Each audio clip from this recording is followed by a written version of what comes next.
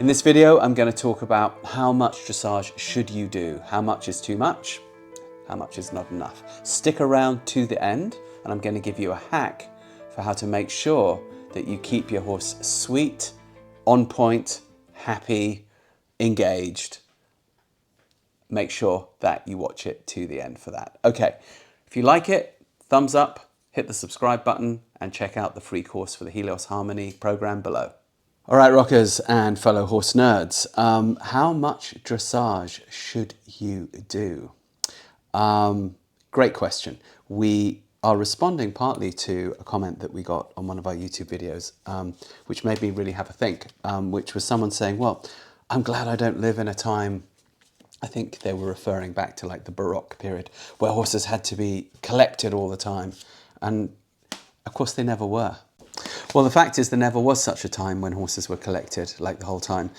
Back in the 18th century or the 19th century, when people were writing a lot of these books, of course, people were still getting around on their horses. People were going to the shops on the horses. People were going to the doctor on their horses. The doctor visited you on the horse. Horses usually had multifunctions. They would be riding and driving horses. Even when I was a boy and looking in the small ads of the horse magazines for horses to buy, they would often say ride and drive. You often just don't get this anymore. So what that shows us is actually that dressage is something that was only ever done part of the time, which means that it's something that we should only do part of the time. So how much of the time should we do it? Okay, let me talk you through our horses week. I would say that the horses that we have in the Helios program that you see doing all the fancy stuff, the piaffe, the passage, the changes, the tempis, the pirouettes, the Spanish walk, some of them do the airs above the ground. You might think, oh, that's all we do, we're just doing that all the time. Not so. We actually do about 25% of the time only dressage. I know that's crazy, isn't it? But if you think about it, it's exactly the same as if you were to have like a really good yoga practice or a really good martial arts practice. And basically dressage, if it's done well, is sort of a crossover between yoga and martial arts for a horse. How much of that would you do? I remember back when I had, way back, a really good Ashtanga yoga practice. I would say that before I had kids, before there were other big pressures on my time, I probably had about 2 hours a day of doing that. About 3 days a week, and then maybe the other days of the week, maybe another 2 or 3 days, 2 days, perhaps an hour, and then there'd be a couple of days where I just didn't. And I was pretty darn yogaed and pretty darn strong. But the rest of the time, even if I was doing, say, 2 hours a day of that, it wasn't like relentless. There might be like an hour and a half of flow practice, and then the rest of the time I might be playing with other things. But the rest of the time I was doing other stuff. I might be going for long walks. I did a lot of hiking, still do, riding my horse, riding my bike, doing some martial arts, doing this, doing that. I had tons and then just going to the shops, walking around, carrying my shopping home. So being active in that really focused way is minimal. It's about the same with horses. So we certainly don't do dressage every day.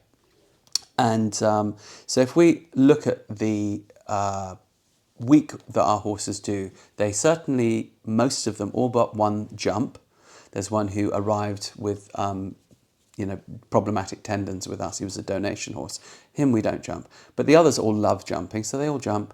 They all do a lot of trail riding. I would say they do 3-4 times a week minimum trail riding out in the forest, over the fields. Sometimes we're riding one horse. Sometimes we're riding one and leading one. Sometimes we're riding one and leading two. They love going out like this.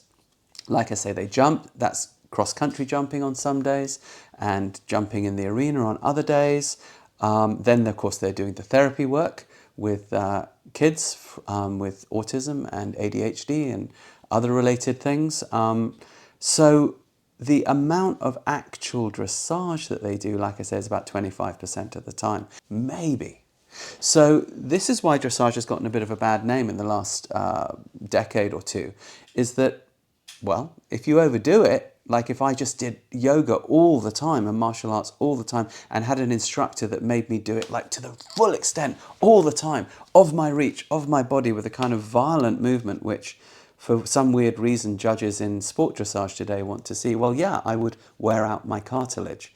But let's assume we're not going to do our yoga and our martial arts that way. Let's assume we're going to do it in the old way where you're actually trying to preserve your body, not, break your body.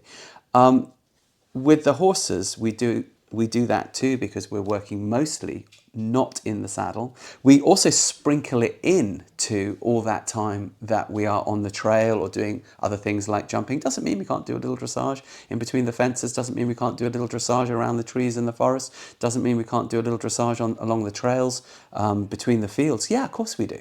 Doesn't mean you can't do a little bit in-hand work as you get your horses in and out of the field or move them from point A to point B. Yeah, you do, because horses like variety. And then the other thing which we do a lot for our horse is, of course, crazy time. And you've heard us talk about that a lot. If you haven't heard it yet, what is crazy time? Crazy time is basically free jumping in the arena, preferably in a pair or three. If you've got a big space, even four. But if you have a horse you can only work alone, okay, fine. But you interact with your horse and you play with your horse and you get them jumping things and you change it. You change the course every 2 minutes or so to keep them interested, to give them fun little puzzles to figure out for their neuroplasticity and also for their bodies. Okay, so 25% of the time, okay, so that's a good rule of thumb. Now, what can you do to really make sure that you don't go into overkill? Because we can be a bit obsessive, we monkeys. Here is the hack. I promised you a hack. All right. So although you can organize your week into trail riding days and jumping days, and if you're doing therapy days and other things as well with a lot of crazy time, we recommend, this is the hack, that once a year you set a goal for you and your horse that has nothing to do with dressage. I'm going to give you an example. We had a really, really lovely client here in Germany who had a quarter horse that many would look at and say that's a no-hoper for dressage. Not great conformation, yeah, a little bit on the stubborn side, and very much used to kind of setting the rules with its rider, and if the rider wanted to change the job description, then perhaps the horse might have a not so good reaction. This horse, within the maybe year and a bit that we were working with him, came from pretty much nothing to, through the in-hand work, to the 2 times tempis, the pirouettes, the piaffe, the passage, the Spanish walk. And he was really good. We stuck to this rule, and his owner was really good at sticking to this like 25% rule. She would set herself a goal every year of doing something really just cool and fun. So one year it was jousting type, what they call medieval games, the lance and the sword and the quintain. Oh, I always loved it. Another year she decided to ride across the Alps with her horse, and she got him fit over time, and then she joined a guided group that rode through South Germany over the border into Italy. Superb adventure. She and the horse had a great time. She was always setting kind of goals like this. And what was interesting with her was she got further with her horse than many of our clients who were like really dressage minded, who just kind of went at it a little bit too obsessively. And we were always saying to those guys, hey, chill, let's just go trail riding today. Let's just go free jumping today. At the very least, give your horse crazy time before we begin. Do most of your work in hand. Well, some listened and some didn't. But it was very interesting that this particular lady, who was also a doctor and a very kind of rational thinker, she could really see the point of this variety and this need for kind of a less is more approach. And she certainly reaped the benefits. Her horse turned into one of the most reliable dressage schoolmasters we ever managed to produce. Okay, so just to wrap up, how much dressage should you do? Certainly no more than about 25%. Okay, so less is definitely more. That way your horse is going to always have it as a gymnastic, as a yoga, as a kind of martial arts practice, and it makes them last longer. And if we're interested in equine well-being, which for sure we are, all of us, then, well, we're gonna ensure it this way. Okay, don't forget the trail riding, don't forget the crazy time. All right, my friends, so if this was useful, give it a thumbs up, tell a friend, please hit the subscribe button. If you really like it and you want to help us out, there's a thank you button just below.